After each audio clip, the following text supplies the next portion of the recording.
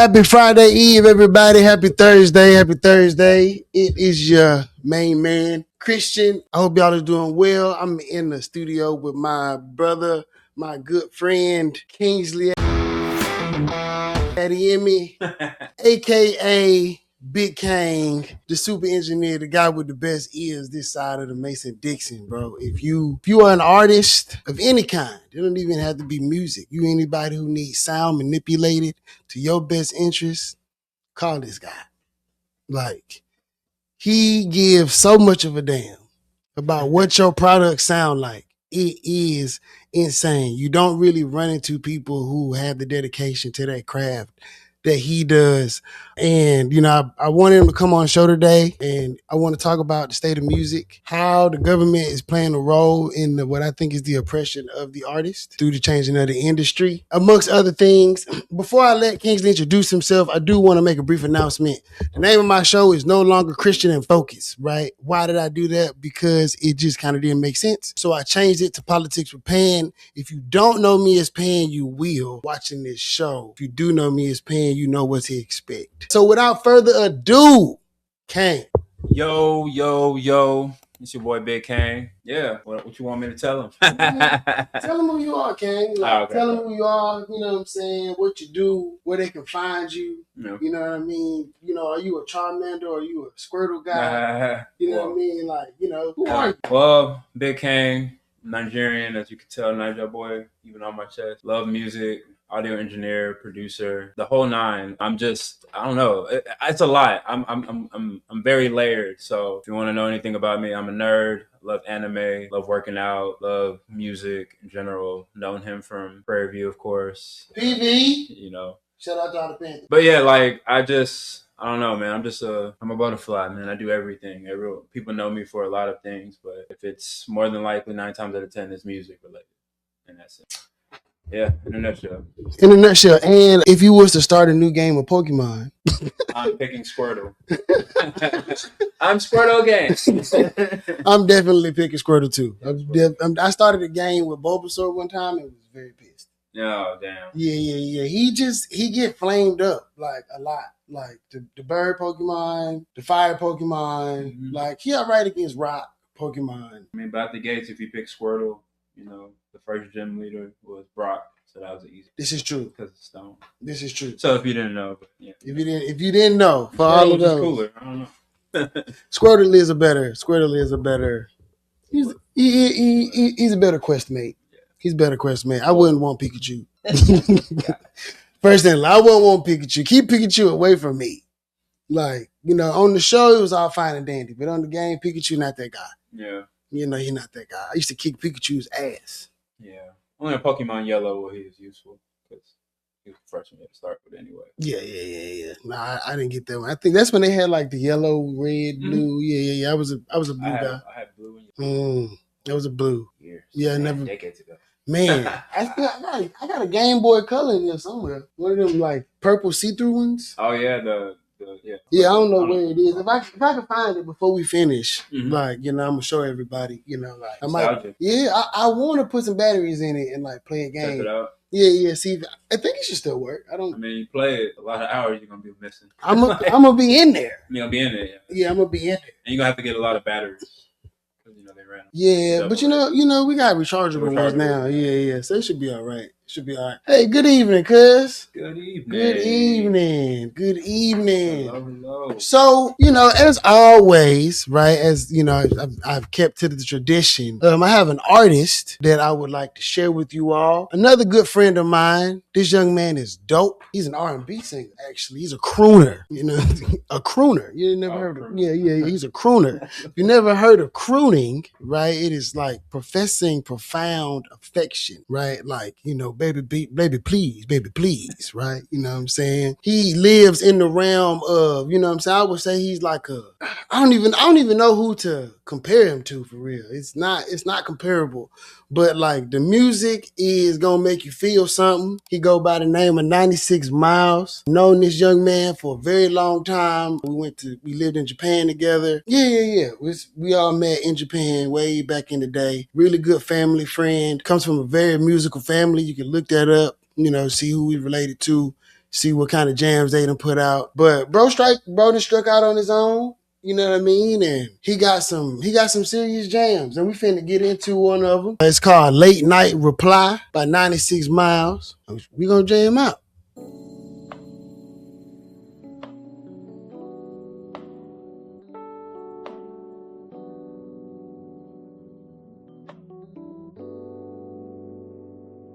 When you text me at 2 a.m. Say you miss the way I move, but you're lying there in this bed, still reaching out for proof. I know you want the files back, cause he don't get the same.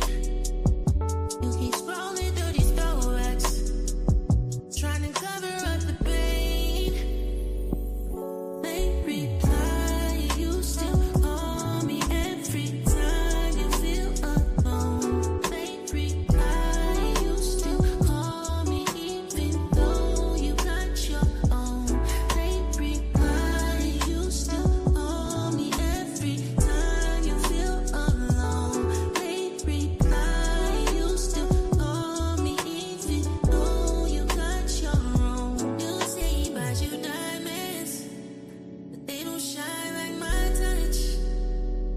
You keep chasing replacements, but you know it's never us. You can't fake the aura, you can't copy the tone. He might pull up in Prada, but he don't know your soul.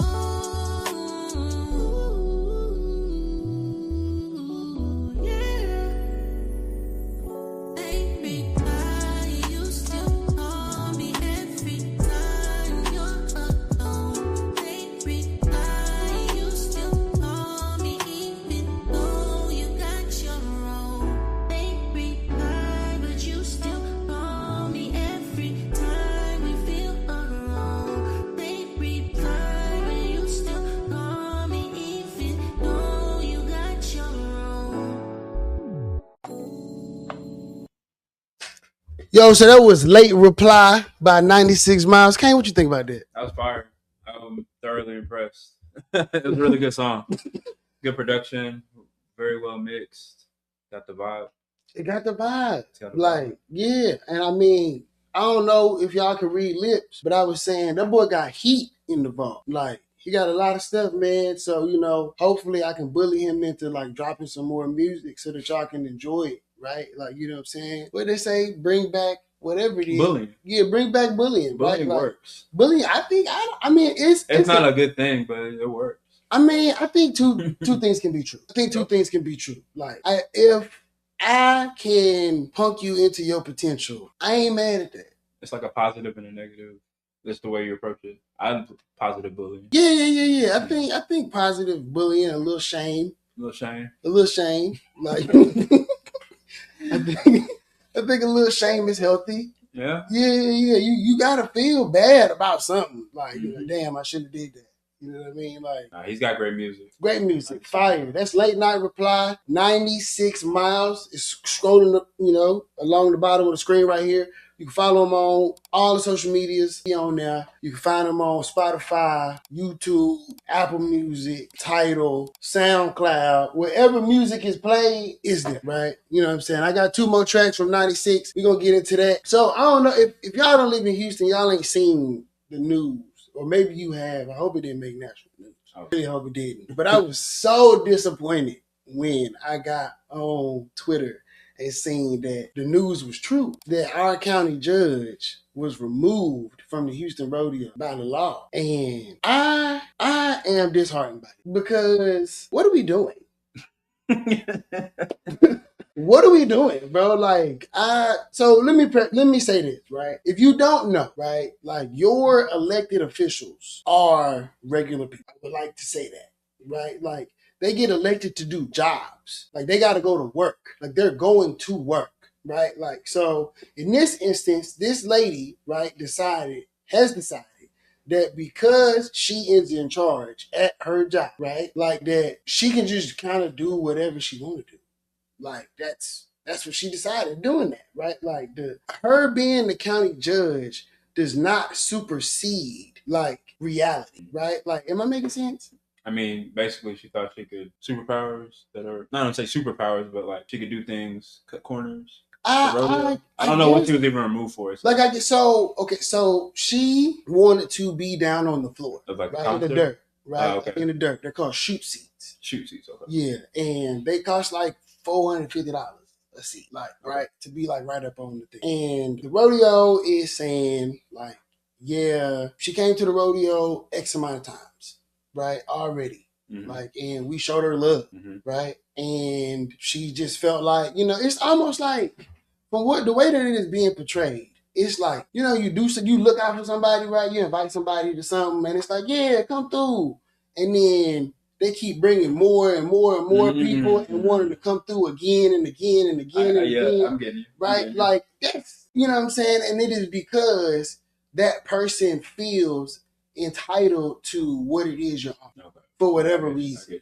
Right? And I feel like, right, like, because I'm aggravated, right, because she's a younger person in that space, and we are already like at a crossroads right now with like where we are in our politics and where we want to be. But where we are right now is like we are like really at the mercy of like the older generation, like for real.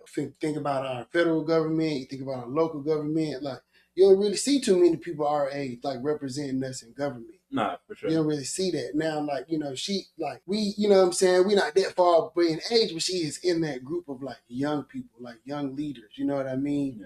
Yeah. And I think that it makes, stuff like that makes it harder for the rest of the youth. Like, at least in respective to, like, this area. Yeah. I like, I mean, how would that play out if somebody did that, like, in a Nigeria community? I mean, like, I would say, like, are you saying, like, a younger entity trying to use their, I don't know. Well, I would say, like, in what aspect are you, like, I would say, like, if, you know what I'm saying, in that situation, right, like, well, you offer somebody something and then they come again, and they come again, and they come again. And then when they come the fourth or fifth time, you say, hey, you got to stop. And then they go, like, well, I am such and such and such, and this is a travesty, blah, blah, blah, blah, blah. Like, like, how would, like, the elders in your community, like, handle that? I mean, elders in Nigeria communicate that from the get-go. They kind of set a boundary from the get-go. Mm-hmm. Maybe it's, hey, this is a good gesture as a first time for you, like, welcoming you as the high chief or high priest or whatever, right? Mm-hmm. It's more like, in communications already told, like, hey, this is either you're one time, or we welcome you to be a part of this. Whatever we do, you're a part of. So there's a boundary. It's already established. But it's kind of hard to say because elders have their own ways, being that it's Yoruba or Igbo, so it's more like a tribe thing. Yeah. It's not like, there's politics in Nigeria, but it's also tribe related. So at the end of the day, it's always going to be a boundary. Yeah. That's already established from the get. I can dig that. And so it seems like there was no boundary established on this. And and I could see the other side of that coin, right? But I don't know. I mean, we all say stuff like, just have like common sense. Yeah. Right?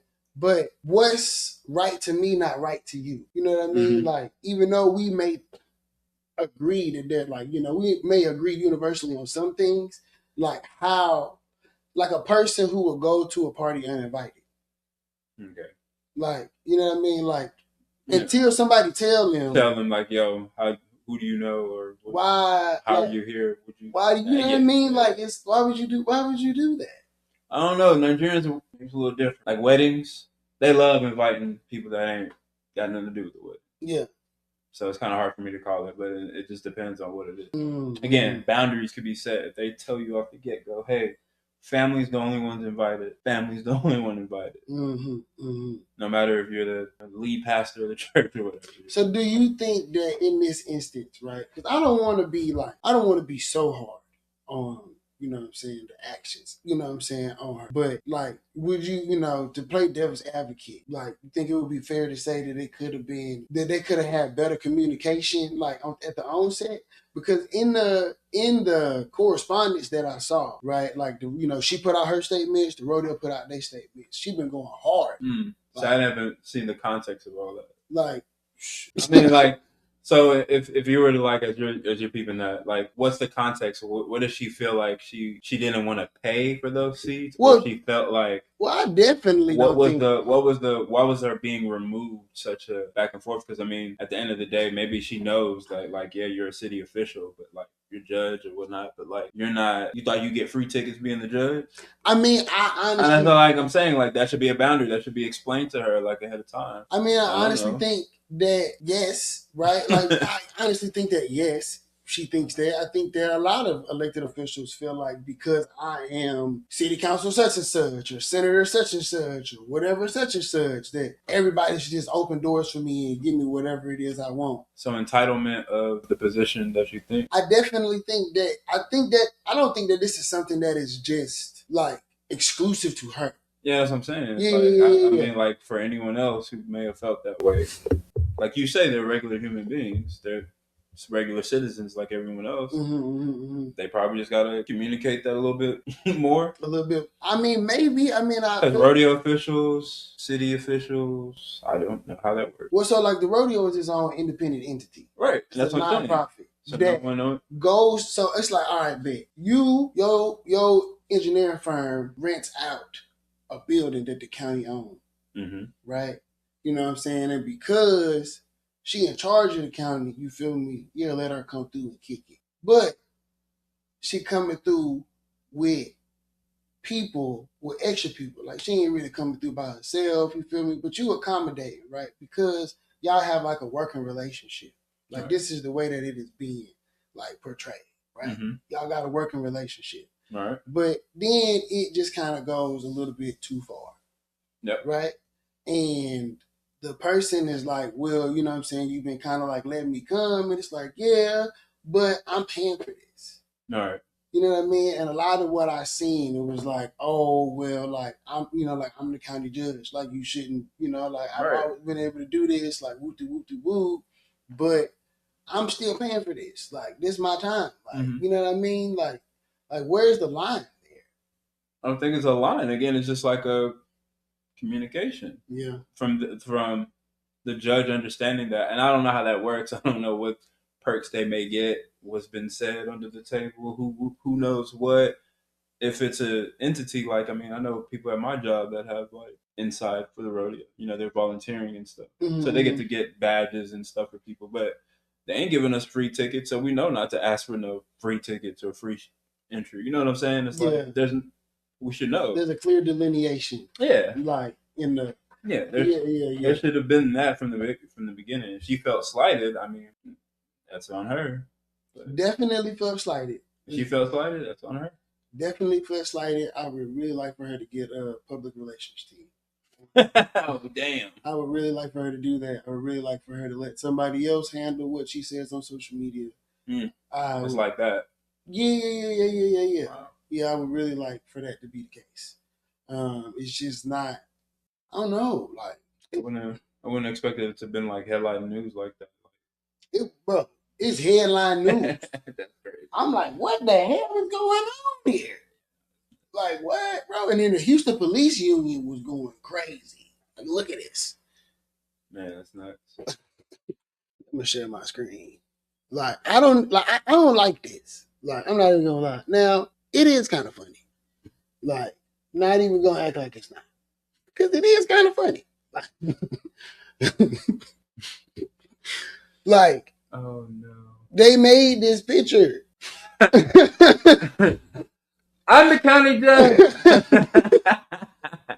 Look at it, but they trolling so hard. Dear internet, you're welcome. Lord. Like, it's cold. I thought I said, please don't. That's not. Is that's the only one? Oh, here you go. Being shoved. I mean, but look, without a valid shoot seat, right? Right. Makes total sense, right? This was the first one. Like, and they talking about disclaimer, satire, right? And this, I saw this, and was like, I really hope this is not true. Then I got on Twitter, and then the Chronicle wrote about it. And I was like, damn, dog. It's very true. This is very true. Like, damn. Like, and, you know, as the story started to develop, right, because I'm on a rodeo committee, and they send us emails and stuff like that. And they sent an email, you know, saying, like, you know, what happened and all that other kind of stuff. And, like, it's pretty much like this, right? And, just, you know, the chute seats, right? They're expensive, and like the rodeo is for to provide scholarship, Yeah, right. right, to kids and stuff like that. Uplift the greater Houston economy and stuff like that. And I just think that, especially like on her way out. You know what I'm saying? Because she chose not to run for re-election. I think that this it just doesn't do good things for the future. But the Like, record. I mean, Like, what for do the you mean? future, I feel like for the future of like her political career, Oh, her political possibly, stand. and what that looks like, right? Because it's just, I mean, you get in the comment section, these people are railing, like they are railing, and they have been railing. When I said, "Damn," I have to do my digging. That's what I have to do my digging because at Yeah. this point, I saw the headline, but I didn't make nothing of it. I thought that was normal. Like, you ain't got no ticket, you're gonna get removed. That's security. I don't care if you're the city judge. Like, what that mean? That's for your safety, probably. That's what I would be thinking. I mean, I don't know. It didn't really. It wasn't. It was. It was not cool. It wasn't cool. It wasn't cool. But we're gonna get out there. We're gonna get out there. We're gonna go. We're gonna go, and we're gonna talk about. We're gonna talk about Trump. How you feel about the Iran war, bro? I don't know. They say not to put your head in the sand and think nothing's going on, but what can we do? Because we ain't gonna tell them to go do all this, and they say it's like a security risk and all that, but like they can't really explain. Like, I think yesterday they had just said in like a briefing, they had no real way to explain the reasoning for them even killing the other supreme leader. Yeah. I mean, other than he's spewing the same shit he's been spewing for, I don't know, decades, years, or decades. They said since like the 80s. Decades. Yeah, so Decades. At this point, it's like, I don't know. There's no real reason. Are you just trying to, swing your dick around and show who's got the mightiest military? Because at this point, there's no real reason. So that's how I feel. I feel confused. But what can we do? Like, what are we gonna? Everyone not banding together. There's a lot of shit going on in the world and today in our society, in our country alone. Like, inflation's one thing, but like, I just put gas in my car, and the gas prices in Texas are insane. I can only imagine what they're going through in California. So we're all affected. That's what I think. Confusion. I too, and well, I'm not necessarily confused. I mean, I got a lot of, I would say, at this point, they're conspiracy theories. But one, I think all of this is happening because the Epstein files is like ramping up, and everybody's like pushing more and more and more and more and more, and a lot more Republicans are pushing, for them to like handle this, right? Like every day you get online, you see somebody saying the government is run by pedophiles and this and that and the third, and blah blah blah blah blah. And I think the people really want to reckon in on that, and I think this is a really good distraction. Like, and I'm hearing a lot of scholars and stuff say that too, like that this is this is a prime way to at least like subvert the conversation for a specific period of time, like so that they can, figure out the best strategy, like to deal with, like, what I'm saying? Like I was saying about the county judge, like, how we gonna PR this? Right? Like, they saying his Trump name was in there a whole bunch of times. I mean, he's one of the most brought up names on that. You know what I'm saying? So what you do, you go kill the supreme leader, Ayatollah Khomeini. Right? Like, and now they saying he not pulling out of there until he get complete surrender. He want complete and total regime change. But Khomeini's son is in charge now.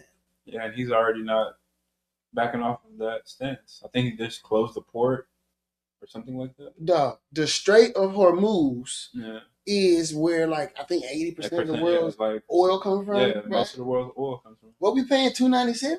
They just said $200 barrels were coming. We're already doing 100, so ain't no joyride. So. That's over with. No joyride. If you don't live in the loop, I can't scoot. Yeah. Like driving back and forth, ain't no joyride. We gotta think before we travel now. Dog, this is insane. It is. It's insane. It's a wild. It's a lot of wild stuff going on. Like Trump made. Well, I can't The lady, Christy Noam, I believe her name was. The one that got fired? Yeah, they were fired, promoted. We talked about this last week. Fired away. Fired, promoted. Like, so they say she's not over the Department of Homeland Security anymore. She got another job in the government. Okay. Like, so but you just said appointed, promoted. I thought she got fired. Nah, like she did get fired, but then she got appointed. Like, fuckery. I'm sorry. I didn't know if I could cuss, but that's pure effort. What? Yeah, so she did get fired. Okay. But she got appointed. Like to something else. Okay. So pretty wild.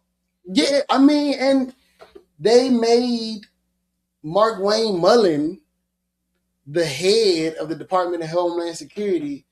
He's not a police officer or FBI agent or like nothing.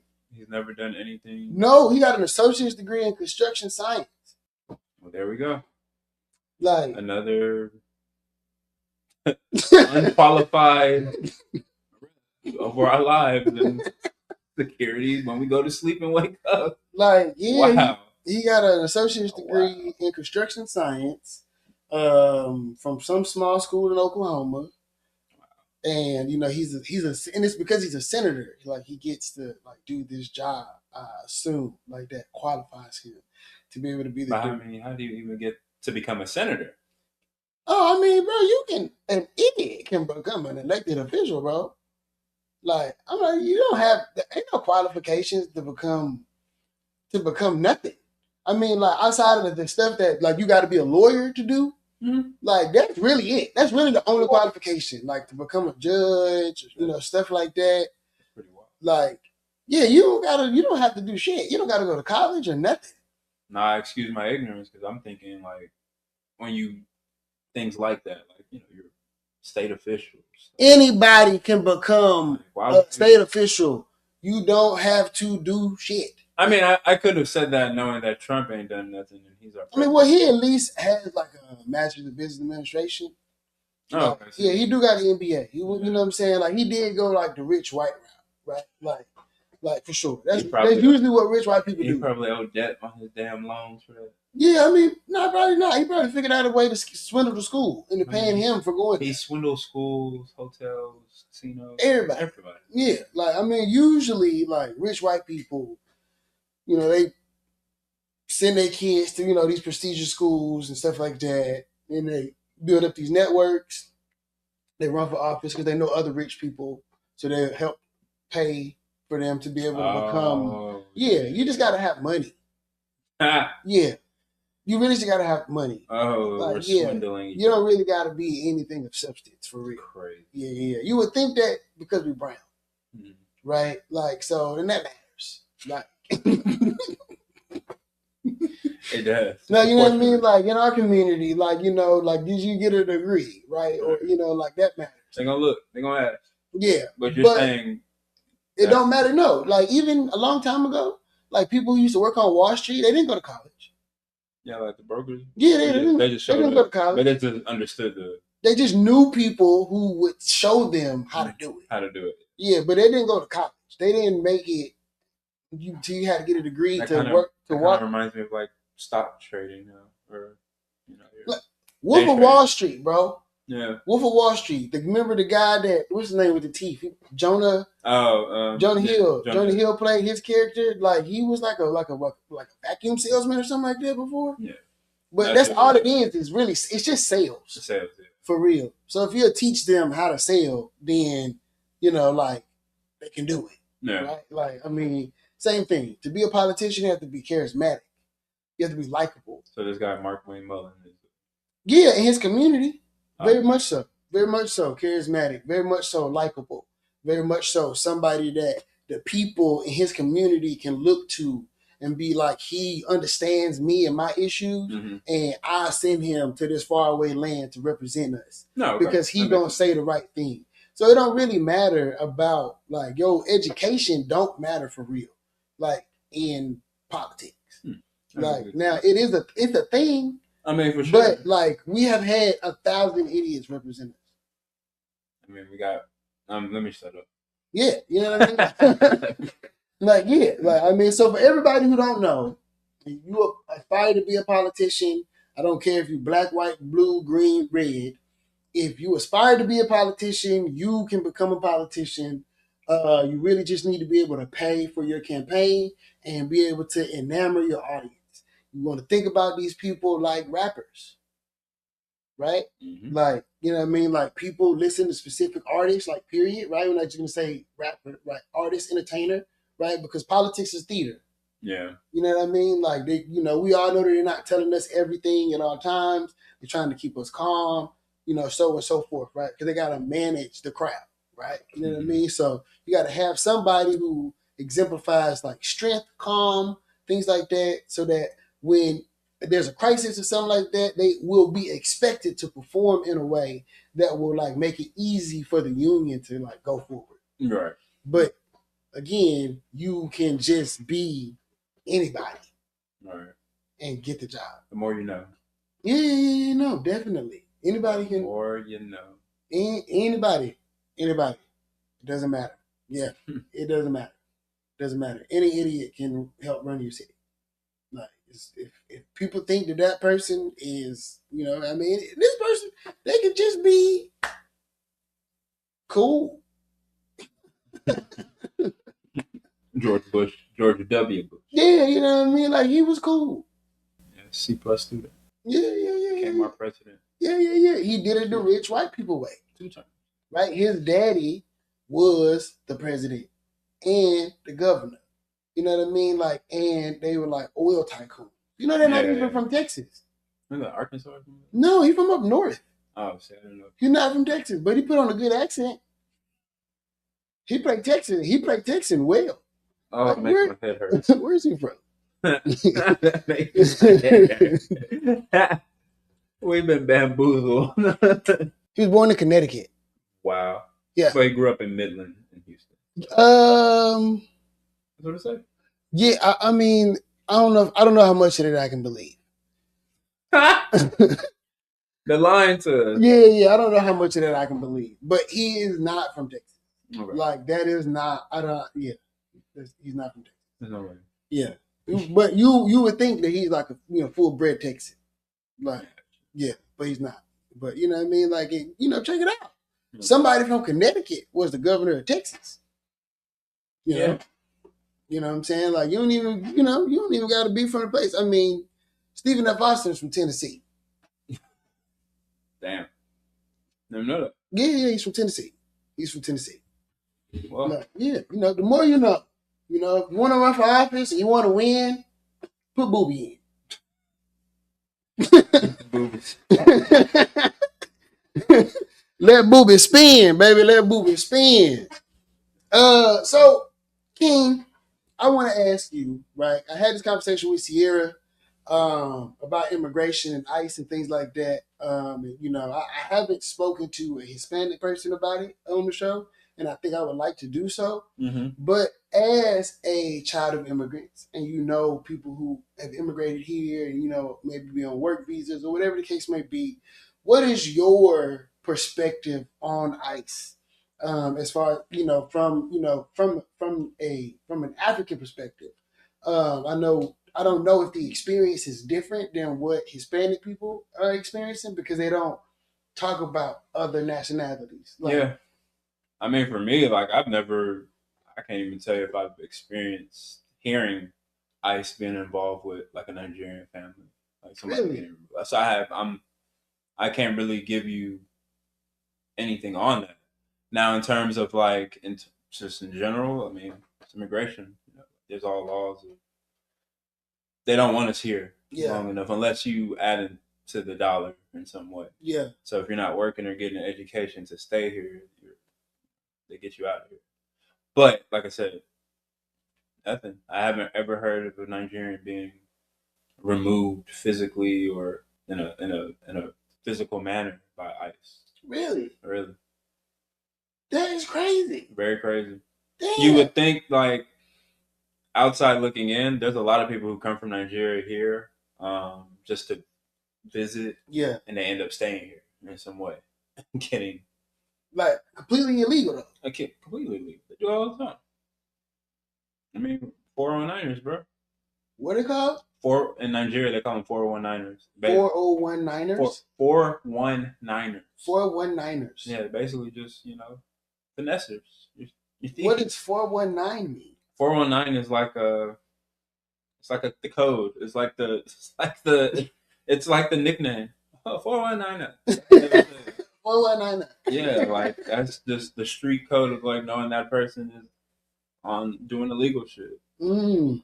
Like thieving, stealing people. But Nigerians are known for scamming and all that. I mean, like, but they're also smart. Like, how true is that? a lot of very much true. Okay, all right. Most of your scams that you would probably see, banks and all that stuff, a lot of that has stemmed from West Africa. Mm. And West Africa, Ghana, Nigeria. Yeah. It's terrible. They're running it up. They're running it up right now. Like somebody could be. I mean, there was a thing where like people's IDs were getting hacked. Yeah. And they would use WhatsApp for you to like pay them on WhatsApp, but once you pay them, they still keep your account. Now you got your information. They're ruthless. A lot of the time, those IPs are pinging back to like Nigeria. Mm. Yeah. Mm. Kang is also a tech whiz. Yeah. Outside of being a production genius and an artist himself. Check him out on Spotify. Big Kang. Kang. Kang. Let me put that Big boy Kang. On everything. Put that boy banner up. But yeah, like that's funny that you said that about the ice stuff because I can't recall. That's crazy. So have you heard the news about? Have you heard anything about like the mayor and HPD, like and how they are handling ICE? Not really. Not really. I've only seen like the mass stuff that's presented to us, like ICE running up and killing people for no reason, like these like unlawful deaths and killings that's happened the past couple months. But like other than that, it's been like them detaining families at the airport or some shit. Like, that's what I've been seeing. I don't get to. I'm horrible for saying this, but I don't try to indulge too much. Just turning on the news in the evening and watching what's going on in Houston because you're only gonna hear about two things in Houston: somebody got shot, and something like this, like ICE related or something like. It's never positive. Yeah. So I try to protect your peace. My peace, you know what I'm saying? I know the streets aren't like I know how Houston gets down, but at the same time, it's like it starts. When does the change start?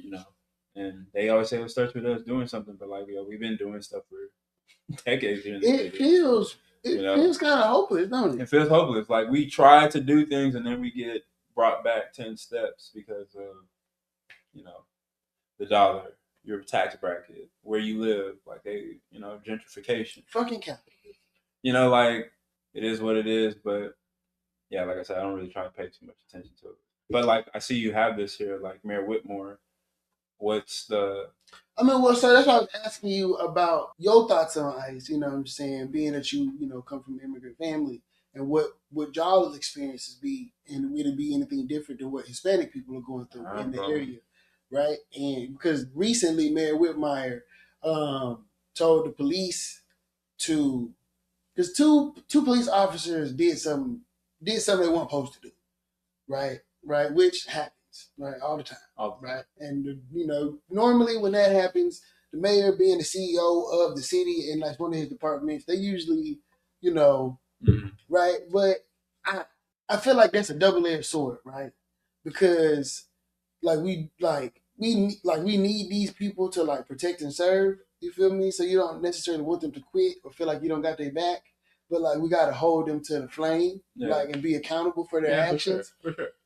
And I think that it's a delicate balance to have to try to navigate because, if it's not super egregious, you feel me? You know what I mean? Like, what do you do? Like, do you scold them like publicly, right? Because like everybody is watching the news and all that other kind of stuff. Like, how does that make them feel? Like, how does that also affect the morale of the other officers and stuff like that? Yeah. Like, and how do those decisions trickle into how the policing is done in our city? Right? Like, you know what I'm saying? If they're going, like, what is their morale on the job, right? If somebody is being, right, like, shout out to the lady that died in the Heights the other day, right? Yeah. Like, that's a tragedy. You talking about the random Yeah, Robert? like, yeah. That was so stupid. Yeah, Like, it's so dumb, right? Like, it's so dumb. But we, you know what I'm saying, when stuff like that is happening, you know what I mean? Like, you need police officers to have high morale. You want them to be, you know, at least a little jubilant about, like, this you know, dangerous job that they decided to take on. Right? You know what I mean? Like, it's like I don't see the police as like a negative thing anymore. And there was a point in time in which I did, right? Like, you know what I mean? But, you know, as I've gotten older and, you know what I'm saying, I've begun to educate myself more and more and more just on the inner workings of, like, how governments are just big companies. Yeah. Right? And we treat these people like, we got to understand that politicians are people. We got to understand that the police officers are people too. And some of those people are fucked up. Yeah, they are. Some of them are fucked up. And they're joining those organizations to have that, like, level of immunity, in a sense. To be fucked up. To be a fucked up person. Yes. Which we can feel it or see it when it happens, but we don't have a selection on who gets to be a police officer in our city. We don't. So it's at the whim of them who are training them and allowing these people to be the protectors and servers of the city taxpayers and whatnot. And we just have to hope we don't get pulled over by the guy who is the dickhead. Who's a dickhead at the end of the day. Yeah. Kind of sucks, but yeah. It does suck. I mean, but, like, you know, in my experience, I have run into very few of those guys. Yeah, for sure. Yeah, I can say that for sure. Especially here in the city of Houston, I don't you know, like, especially as a black person. You said Houston, I'd say Harris County.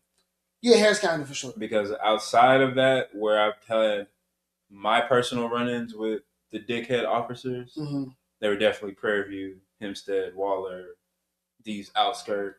Yeah. Harris County is I feel like it's a safe haven for, like, brown people. Hey. I feel like that. I feel like once you leave Harris County, you're in the danger zone. Yeah. You're in the danger zone. You got to watch your ass. Yeah, they're gonna try to get you. But so I was asking about the ICE thing because, so, you know, there's a bill, it's called Senate Bill 4, where, like, the Republicans who control the state house, they decided that they wanted to do something about the immigration problem because Texas has, like, the largest border, right? So they created a bill that makes it so that, like, the police, like, have they in some way, shape, or form, they gotta cooperate, right? Like, or I don't know exactly what the penalty is. Most of the time, this is for the police. Yes, the officials, like law enforcement. Yes, okay. Right. Yeah, it just makes it so that, like, they gotta deal with the federal mandate because the state is wanting to deal with the federal mandate and it's trickling down. Okay. Like, now Austin is deciding not to participate, right? And we'll see what the state government withholds from the city of Austin because they are deciding to participate like that. Right? Now, our mayor is not doing that. Like, he is not necessarily saying, like, HPD, y'all go get everybody. He's saying, if you pull somebody over and they have an admin warrant from ICE, that they gonna give ICE 30 minutes to come to the scene to be able to, like, check and see if, like, this person is somebody that, like, should go. What's see now? Hopefully I don't open up a can of worms. What would be, like, an admin warrant? What would warrant you to have that kind of warrant to say this random person so needs to be an ICE administrative warrant is an internal civil document issued by ICE officials, not a judge, authorizing the arrest of someone suspected of civil immigration violations. But they allow arrests in public, they do not grant authority to enter the home without consent. That is from the ACLU of South Carolina. So key aspects of this warrant: no judge approved it. It does have limitations on their authority. They cannot enter private, non-public areas like a home without the consent of the resident. So they're basically saying they can catch you on the streets, but they can't in whatever home that you're paying for. They can't. Yeah, they can't do that. They can't run up in your house. So they just gotta hope to catch you. Yes, and what's happening is our mayor is saying, okay, well, like I gotta follow this rule and I gotta follow this rule. You know what I mean? So that like, you know, for whatever reason, right, he's deciding to do that. He's like, I gotta follow these rules. So this is my way of following said rules by saying we're not telling HPD officers to go and find nobody or nothing like that. But if we do find you and you got an admin warrant, we're gonna get ICE 30 minutes to come. Wow. Nice. Wow. Yeah. How you feel about that? I don't know if that's like excessive, but So that's what happened. The two cops, they took somebody to when they found out that people had warrants and they took them to ICE. That's what happened. Yes, they took them to ICE and they not supposed to do that. When you said they took them, So yes. So HPD updates immigration policy after reports of officers taking immigrants directly to ICE agents. Wow. Yes. So they changed. So the Houston police have changed how they handle people with admin warrants from ICE. After 2 reports that HPD officers were taking immigrants directly to ICE. A civil warrant allows ICE to make arrests if the person hasn't been attending immigration court or is in the country without documentation. So under the new policy, if the warrant is found, a sergeant must go to the scene to confirm it before calling ICE. Once ICE is contacted, they have 30 minutes to arrive before the person is released. Wow. I don't know. That's a bit excessive. 30 minutes. That means ICE is on every corner. I mean, like in Houston, I like, you know, I've heard people talk about like the people walking around in the mask and stuff like that, but I have not seen it. I ain't seen them. Not here. No, I haven't seen them. Like I haven't seen it. Even like, you know, even when I travel, I haven't seen them. No, like, I've only seen them on the news.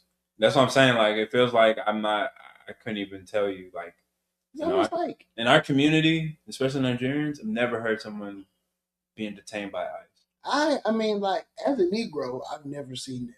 Everyone who's had issues with ICE are Hispanics, South American descent. It's almost like we live in like these parallel universes. Yeah, because we're not affected by that in a certain way, but in a way we are affected because the people that they're arresting or withholding and stuff are doing things like the jobs that some people aren't trying to do, like construction, like home maintenance, cleaning, stuff like that, like landscaping. You know what I'm saying? Like a lot of them don't mind going to cut 1,000 yards a day or 100 yards a day. Yeah, they're the ones that are getting picked up.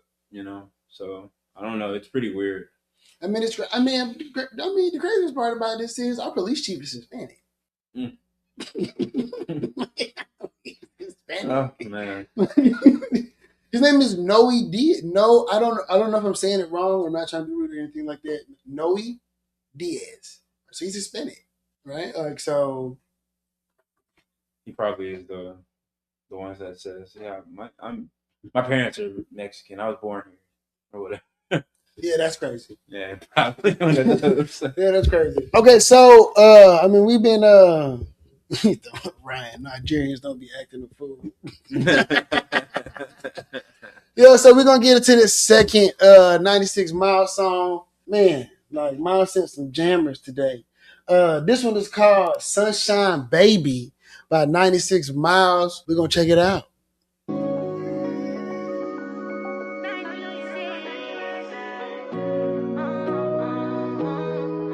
Yeah, you remind me of the sunshine, baby. You've been on my mind lately. Let's take a cruise, slow ride. I just wanna show off my lady.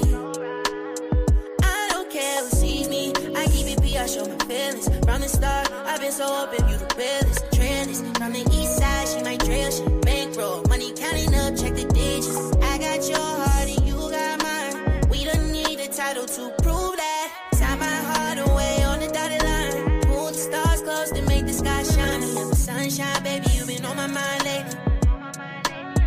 Let's take a cruise, slow ride. I just wanna show off my lady.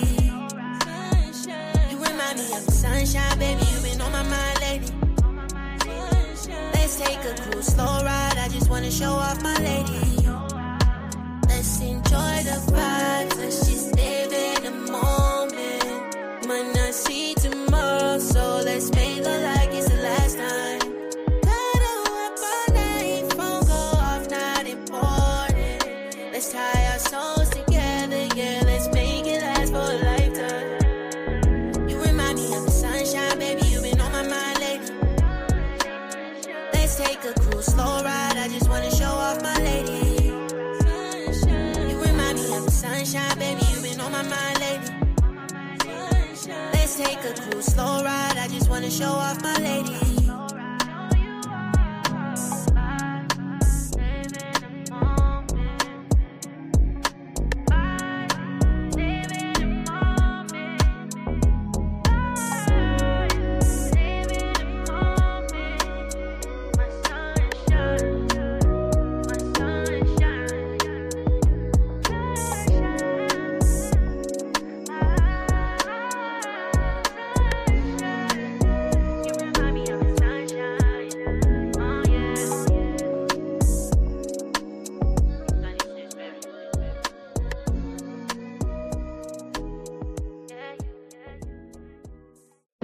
Thank you.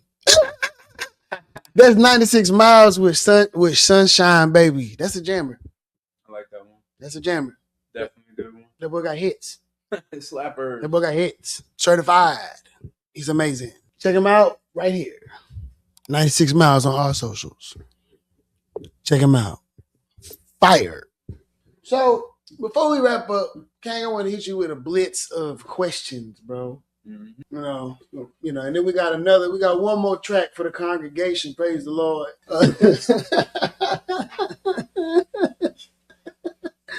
You know what I mean? And make sure you hit that cash app. You know what I'm saying? Pay your 10%. Oh my God. Pay your 10%. I'm going to be checking your tax returns because you ain't giving the Lord his due. This guy. Hey, man, you ain't seen that boy on Facebook? Mm-hmm. Oh, no, it's a pastor on Facebook told his congregation that. He want to see all your, what's it, 1099? He want to see it. This is why. Because y'all ain't coming up out that bread. That's why I don't go to church. The like Lord need his peace, man. Y'all pocket watching us. The Lord need his peace, man. Good. He need it. Grace. He need his peace, man. Hey. Pocket watching at the church houses. Hey, what did he say? The Lord loveth a good giver.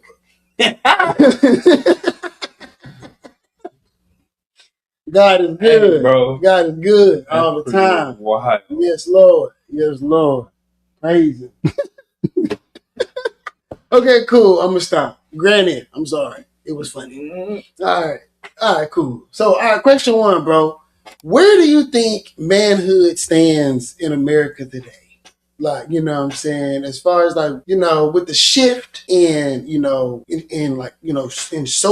social construct of how men and women interact, the shift in the economy, things like that, right? The things that historically have made men have changed. Definitely. What do you think? How do you think that has affected men? And where do you think that puts manhood? Like, right, I'm saying that, quotation marks. Like, where do you think that stands today? I don't know if it's like just an America thing. You know what I'm saying? I know you said to America, but like manhood is definitely being infiltrated in the sense of like, they added this masculine, feminine kind of part of the conversation these days. Mm-hmm. But in a sense, is this that like one already? I don't want to be rude, so say what's on your mind, bro. But manhood is being shifted with it being okay for men to come out of like, their sexuality and stuff, right? They're like making it more in cartoons and stuff. They're like telling kids it's okay to like present yourself. If you're gay, you're gay. If you're whatever, right? Mm-hmm. So your manhood, like the thing of a manhood is the everyday thing, right? That makes a man. Yeah. If somebody's gay, just because he's gay doesn't mean that he's still not a man. You know what I'm saying? Mm-hmm. So they're telling, oh, that man's a sissy, this and that, because he likes another man. But no, that gay dude might still be able to he might use his hands like a man. Mm-hmm. So that's being infiltrated with that perspective. Yeah.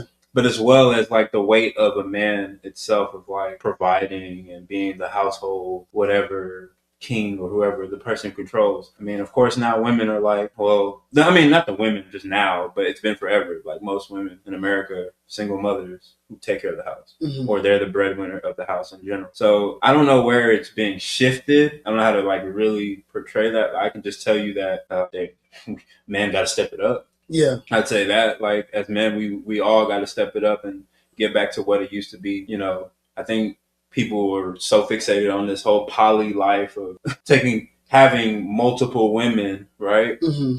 But you don't understand, like, shit, like I always tell people, my grandfather had 2 wives, you know Mm-hmm. what I'm saying? And he took care of both of them. Yeah. Made sure they were good. He retired, they retired. Yeah. So that was what. If you're going to do that, If you're going to do that, do it. Do it. But understand, like, it wasn't like my grandma wasn't not aware that he had this other woman. Yeah. It just, she didn't like it. He said he liked it and whatever. Yeah. That was what. That's just what it was. Because he said he's the man and I'm going to do that. But you can't do something. I don't know. I don't know how that went, but I can just tell you freely. My family don't care. We know that.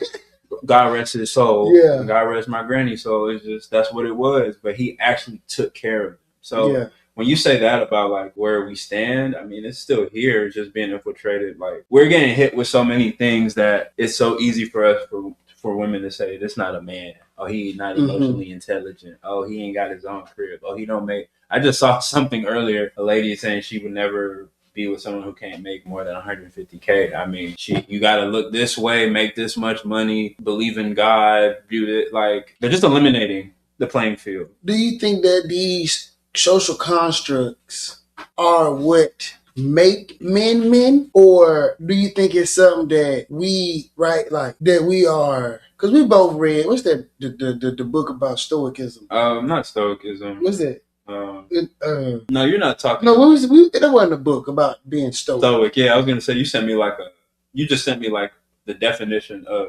stoic, yeah. Like, you and know, like how people practice being in that state. Yeah, like, but do you think that, you know, that and coupled with the things that we were taught that like make us men, do you think that it is, I think, more like learned behavior than something that is more inherent? Yeah, because it's like a lot of us, I don't know how to speak for you, but like for me, relearning things that I learned that I thought was what it meant to be a man. Like, okay, like they used to tell us, men don't cry. Then you get older and you realize how actually it's very much okay for you to cry as a man, because that actually in tune lets you know that you're able to free yourself of whatever may be weighing you. Yeah. A good cry might release, you know, some weight on your shoulders. And that helps you approach something with more confidence once you release the fear. A lot of times crying is just doubt and all these other things that's bent up. You gotta go. So you got to relearn that, right? And I feel like a lot of men were relearning things. Like, I mean, we talk about all the time. It's like, you know, is the man supposed to be the strong arm not strong arm, sorry, but the women, you know what I'm saying? Like, is the woman supposed to bow down to their man, or is it really like, you know, they say, oh, we want a partnership, or is it something like a man understanding how to coexist with the woman of choice that he chooses to break barriers for and chooses to like, yes, let me do these things for you, but you still have to be my woman and do these things for me. But it's like I don't know, give or take, not 50-50 conversation I'm talking about real deal. Like, you're about to bear my children. Well, I need to step up, and I don't want, like, at that point, it's like, I don't want my wife to be working. I want her to really focus on nurturing our child so he or she could be the best healthy version. But men weren't doing that. Like, a lot of men, like now, when their wife's pregnant, she still got to work. She still got to do stuff. Yeah, I hate that. I hate that the economy is like that. Yeah, and that's what I'm saying. Like, that's what we're having to figure out. And like, that's where that state of manhood is. Like, what it was 40 years ago ain't the same today. Yeah. So, like, old practices can't be how our parents be like, oh, you should. I remember I used to say, oh, y'all should be having kids by this time, or you should have a house by this time. It's easy to say that then than it is now, because everything's changed. Yeah, true. All right. Yeah. Second and final question. What can, in your perspective, what can men do to strengthen themselves mentally, physically, and spiritually from your experience in your journey? My journey. Yeah. I mean, being intentional for sure. Like, not lying to yourself, like you really want to better yourself. And that's like living with social, like a conscience. Like some people can be out of their body and do things or like lie for no reason and think it's okay. But like intentionally knowing like, yo, I'm not supposed to lie. I'm supposed to do good. I'm supposed to do this.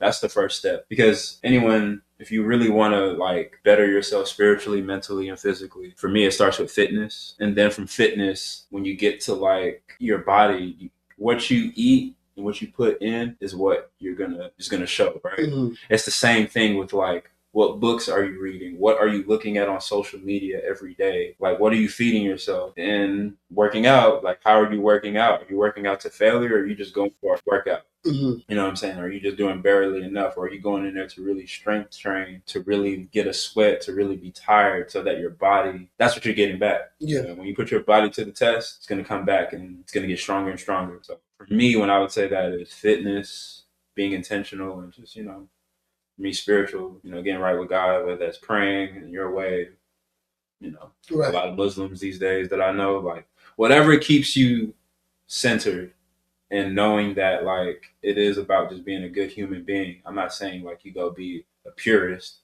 but you should know right from wrong. You should know killing someone ain't unless you're defending yourself. You know what I'm saying? Like the bare minimums of things you should know, and you should just move more righteous, you know? And that's where I wanted to start with myself. For me personally, when I had my own depression moments, you know, the gym, like that's where it starts. You need that time to yourself. You need to make sure your brain, you're able to think clear physically, working out, mentally, some kind of like, you know, meditation. Mindfulness, whatever you practice, and then spirituality is just praying, or again, whatever that looks like for you. Everyone doesn't pray. It's not like getting on your knees and praying. That's not looked at by everyone. Some people really only have the mental capacity to pray while they're driving in the morning. And if that's driving in their car, I'm gonna say in the morning, but driving in their car, and if that's all they can really get to, that starts somewhere. You know, so never shun somebody where they can communicate with their higher being. That's my Touche, man. I hope that bless somebody. Yes, I do. Yes, I do. I did forget something, you know, said briefly before we go into our last song. So, like I was telling y'all earlier, Kang he the best engineer I know. I don't know anybody better. I'm not gonna lie. I mean, I'm not gonna lie to you. Miles got some fire mix on there. Yeah, I even said that. Like, who's mixing his stuff? He's definitely sounds really good. Man, it sounds really good. It's in the pocket. And it's in the pocket, yeah. Like, it is in the pocket. It's kind of hard to mix R&B. People always just think it's just like reverb and making sure it's like that, but no, like he's able to emit emotions with the mix, in the lyrics. So that's A1. He did a great job. So I do got a couple more questions. Okay. Because I forgot that we need to talk about music. I don't know. Yeah.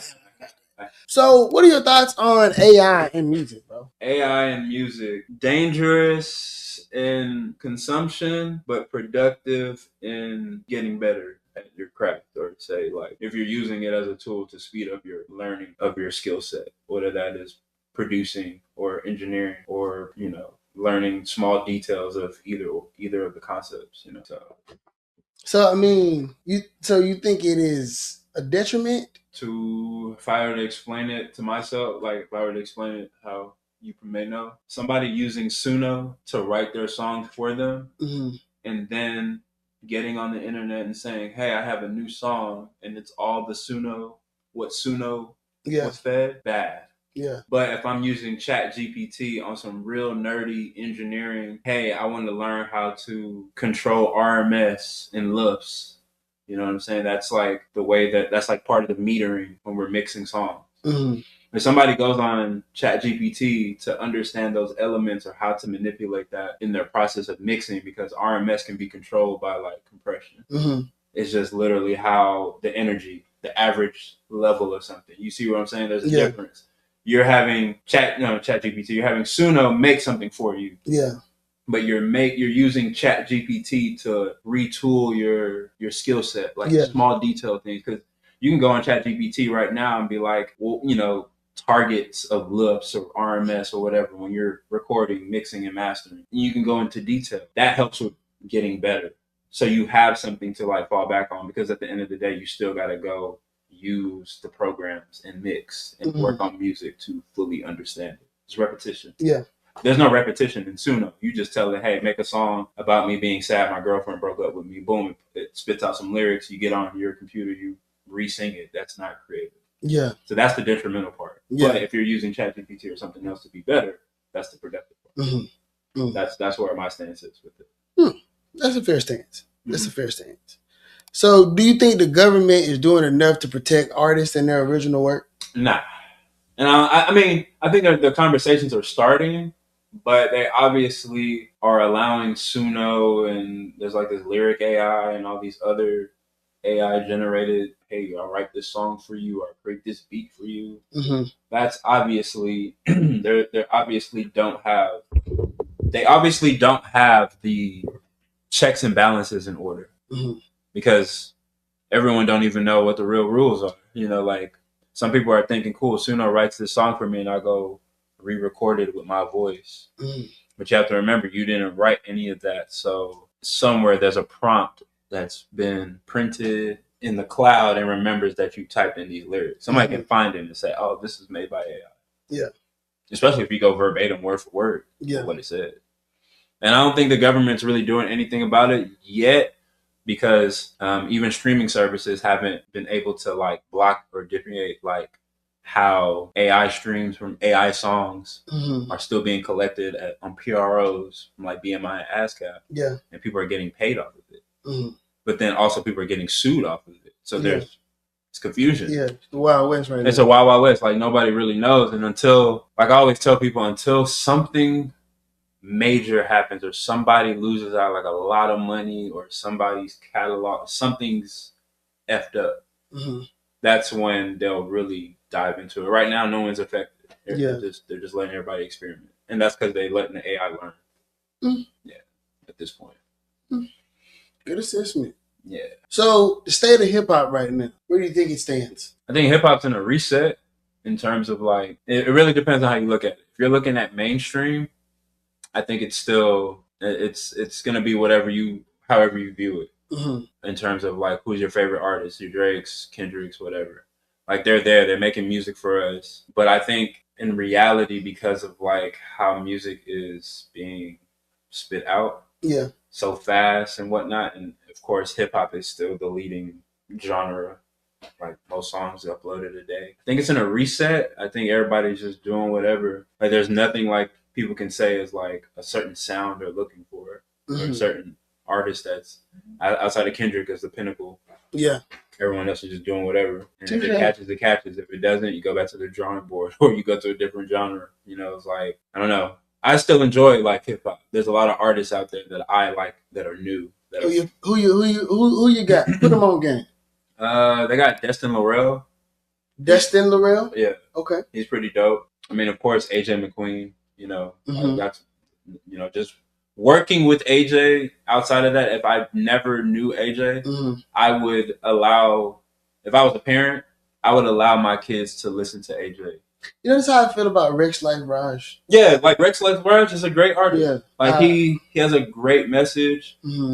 And he, like, once you listen to his music, bro played football, you know, overcame losing it. I don't want to say he lost both his parents, but I know he lost his mom recently. And he used that to like make more warm felt music, to kind of like healing music. Yeah. But you get what I'm saying? Like AJ, from his trauma, made healing music, but still make it sound gangster and be on really dope production. I like that. Yeah. That's where you kind of see where they're at. Like they're not talking about killing people. They're not talking about the stuff in the hood that's going on. They're using that to paint pictures for people to think outside the box, think further than their environment that they're from. And it's a lot of artists like that. I mean, even Jid on a mainstream level should be getting more flowers, but I mean, he just got a Grammy nomination against up all these guys, so he's there. But like, everyone has their thing. They're, oh, he signed with Dreamville. Where was he? And it's like, bro, you guys say that, but he really is a great artist, like a great hip hop artist. Just listen to his music. Y'all keep trying to pit him against people, but listen to the substance. Listen to what he's rapping about. He's a really good artist. So there's a lot of that. There's a lot of that out there. It's just, like I said, when I say hip hop's in a reset, like Lil Russell. I like Lil Russell. He actually just sold 30K independent. All right. Congratulations, brother. But you see that's a Mhm. reset. That's Yeah. a reset of the Bay Area sound, because what we've been hearing, like a lot of people don't like Larry June. That's crazy. A lot of people don't like Larry June. I love Larry June. I'd rather jam Larry June to feel like I need to go get some money or go have a great day, because that's what he rap about. He raps about having a good day. He don't rap about hating on nobody, killing nobody. He's all about good life. Let me go drink a smoothie, go get a workout in, go make me some money. Hey, go treat a nice lady to a nice lunch. Like that's what Steak dinner. that's what he raps about. He raps Steak about dinner. it being very positive in Steak dinner. a cool way. But I can't sit up here and say that all hip hop's like that, because there's still the degrading, mindless. Lil Boosie. Lil Boosie, but I can't talk shit. I'm a Kodak Black fan. But Kodak be gassing though. Like Kodak be gassing. Like he be having his moment, and I know he on a little dope. I get it. But he be gassing though. He be sliding. And this is why I say, listen to what makes you, listen to what you like. He be sliding. I'll never judge anyone, because I listen to everything from what's my guy, Tame Impala. I like Tame Impala. You know what I'm saying? I listen to everything from Tame Impala to Gucci Man. Yeah. But there's a vortex. Oh yeah, for sure. Shout out 96 in the chat. You know what I'm saying? Shout out 96 in the chat, man. Yeah, man. Your songs were dope, bro. Yeah, man. Definitely. When you come back to the city, bro, this who need to be doing your mixing right now. Crazy. Plug right now. Plug, bro. Get with my bro, man. Last question on this, then we're going to get into that 96. Do you think hip-hop can be used to mobilize or inspire disengaged voters? Absolutely. And how so? You just gotta create, you gotta make those avenues and lanes that feel good for voters to be engaged in, right? I'd use it, for example, the homies with Reading with the Rapper, what I'm saying? Shout out Smalls. Shout out Doug. Shout out Smalls and Doug.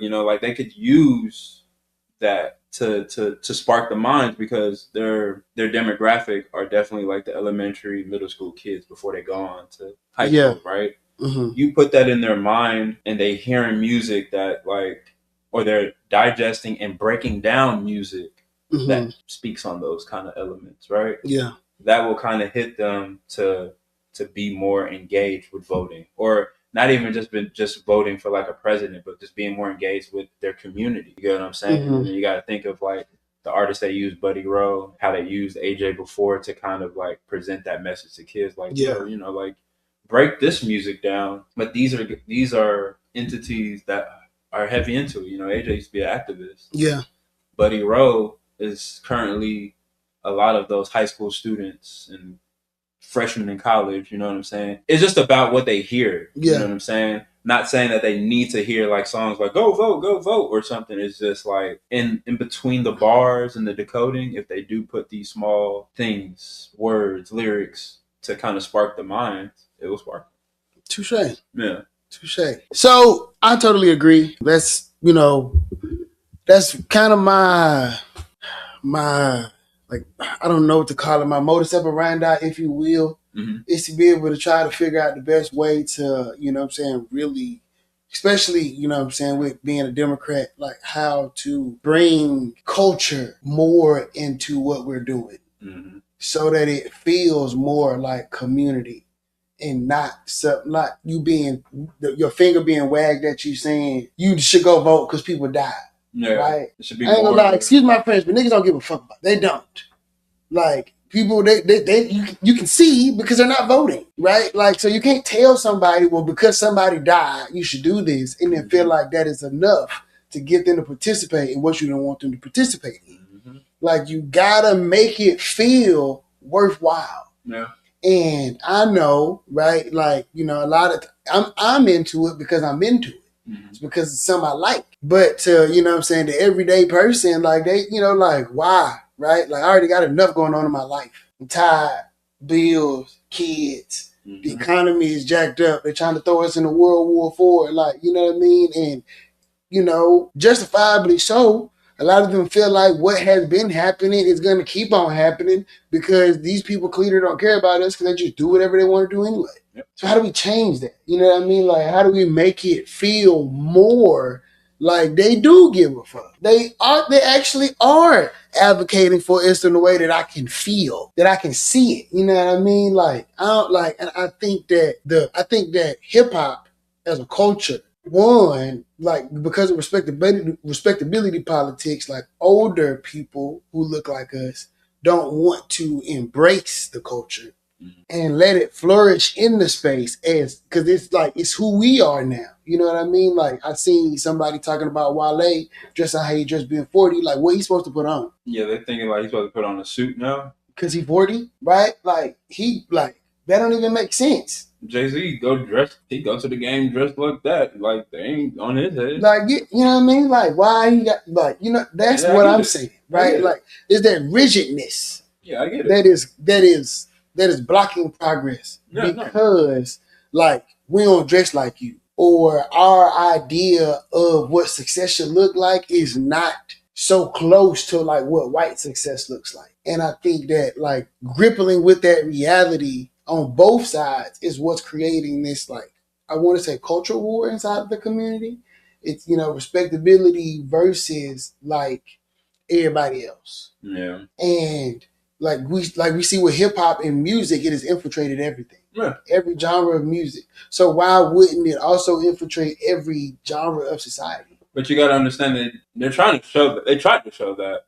But I don't want to just point out like white folks, stuff like that. But you think about Kamala Harris when Donald Trump, they were doing their election.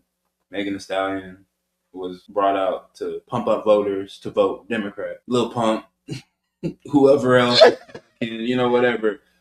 They do that, but it's still like a status thing. But they're not listening to the actual people who be spitting like D1 from New Orleans. D1 from New Orleans be telling people like the real. But don't that feel more caricature like than anything like what they do? It's like what you say. It's politics. It's theater, but it don't feel representative, right? I mean, like at least to me, right? Like I don't know. Hey, Jay Electronica, one of the greatest rappers ever alive. I mean, been spitting about a lot of this craziness. I'm a big fan of Killer Mike, right? Yeah, Killer Mike. I'm a big fan of Killer Mike. Yeah. But I feel as though, like, right, like you got to send the right messages. Like there is a time and a place. You're saying that, right? You're saying that right there. There's a time and a place. Killer Mike been rapping about this shit for years. Right. I mean, this is true, but he also not like a hot lady. But you get what I'm saying. You're pointing out exactly where. That's how hard it is, and we gotta champion these brands or these entities that are trying to push that. Mm-hmm. Like again, reading with the rapper, there is no barrier between if you're a hot lady or muscular dude that women will like. It's like, yo, we're painting like this artist has a message, and we want our students to break this down. They might catch something in between all that. That's where it's at. Touche.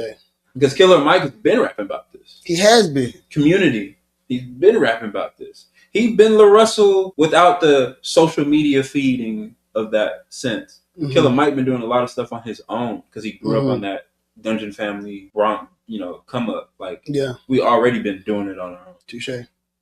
So yeah, just it's politics at the end of the day, bro. At the end of the day, it's funny. It's politics in music, politics in the world, politics in our neighborhoods, it's politics everywhere. Politics is business and business is politics. That quote was said infamously by Texas State Senator Royce West, Triple D. What up, Roddy Mac in the chat? That boy Roddy in the chat. Yeah, man. Roddy in the chat. What's happening, baby? So, look, man, we finna go ahead and get up out of here. I got to go pay some bills. But any final thoughts, Kang? You know what I'm saying? You can tell the people where they can find your work if they want to work with you.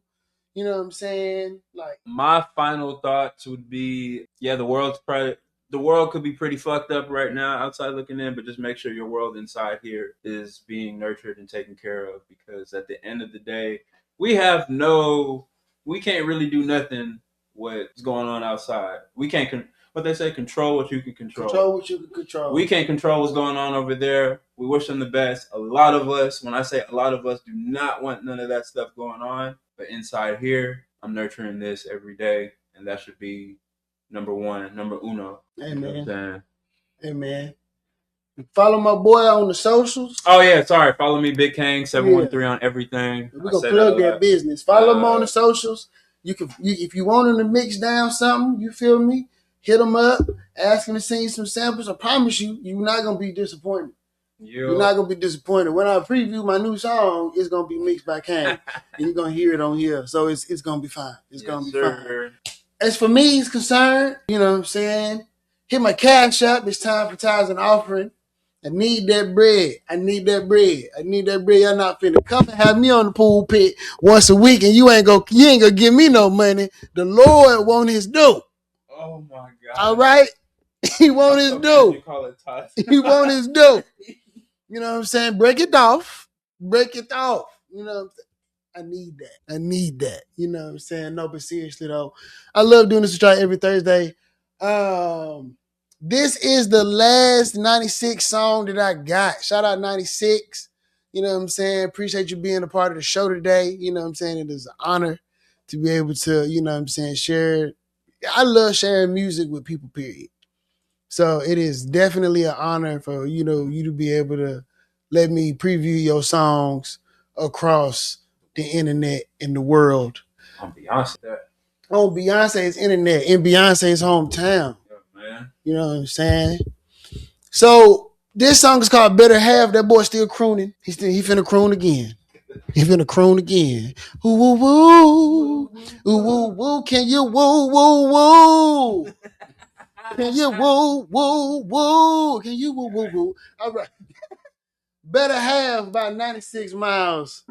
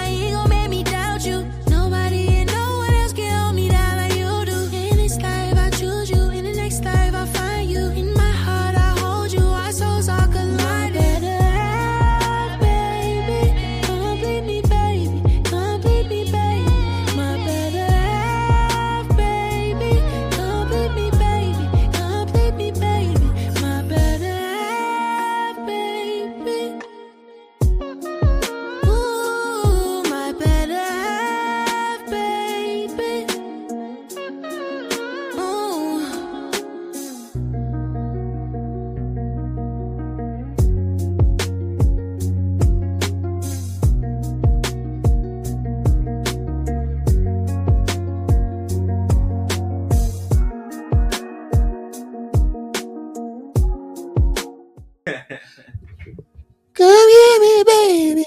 My better half. That boy was on that thing.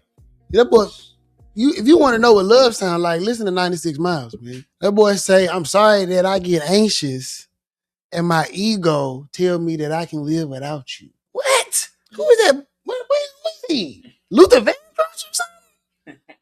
Like, what? Who wrote that? Smokey Robinson? Like, what? Like, no, the emotional depth is crazy.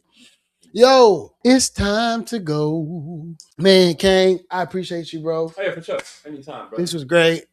I really hope everybody enjoyed us. You know what I'm saying? Shout out to the chat. You know what I'm saying? Y'all make the show so much better every week.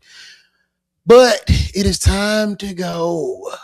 Peace in the Middle East. Praying for all them people over there, man. For real. Y'all have a great weekend. Later.